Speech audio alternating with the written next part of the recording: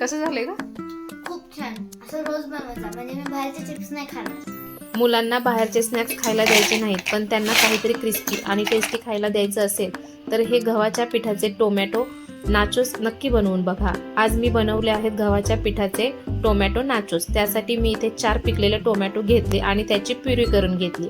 एका प्लेटमध्ये 2 वाटी गव्हाचे पीठ व पाव वाटी रवा घेतला. त्यामध्ये थोडेसे जिरे आणि ओवा घातला. चवीनुसार मीठ व 1 चमच लाल तिखट घालून हे सर्व मिक्स करून घेतले. नंतर टोमॅटोची प्युरी घालून पीठ छान मळून घेतले. पीठ जास्त घट्ट ना जास्त मऊ मळायचे आहे. रवा मुरायला 10 मिनिटसाठी मी पीठ बाजूला ठेवून दिले. पीठ छान तयार झाले आहे. आता परत एकदा थोडेसे पीठ मळून घेतले आणि त्यातला एक गोळा घेऊन चपातीसारखे पातळ लाटून घेतले. आता काटा चमच्याने टोचून घेऊ, म्हणजे नाचोस कुरकुरीत होतील आणि फुगणार नाहीत. आता तुम्हाला जेवढ्या आकाराचे नाचोस हवे आहेत तसे तुम्ही व्हिडिओमध्ये दाखवल्याप्रमाणे आकार देऊन घ्या. मी इथे छोट्या आकाराचे त्रिकोणी नाचोस बनवले आहेत.